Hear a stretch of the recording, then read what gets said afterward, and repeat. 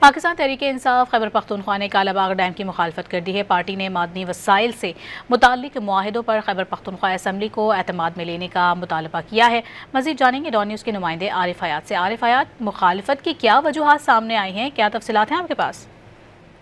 جی بالکل، یہ پاکستان تحریک انصاف خیبر پختونخوا چیپٹر جو ہے ان کی کابینہ کا اجلاس ہوا تھا اور انہوں نے باقاعدہ طور پر کالا باغ ڈیم کی مخالفت کر دی اور اس نے وجہ یہ بتائی کہ کالا باغ ڈیم سے زرخیز زمینوں اور آبادی کو یہ دبونے کا سبب بن جائے گا۔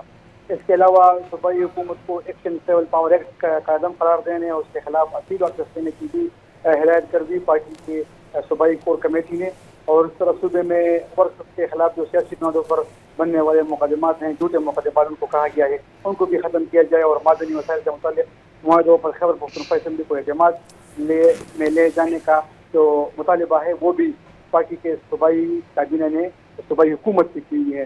صوبائی حکومت سے یہ مطالبہ کیا ہے خیبر پختونخوا نے کہ معدنی وسائل کے استحصالی معاہدوں جو معاہدے ہیں معدنی وسائل کے، یا تو ان کو منسوخ کیا جائے یا اس کا ترمیم کیا جائے۔ بہت شکریہ آپ کا عارف۔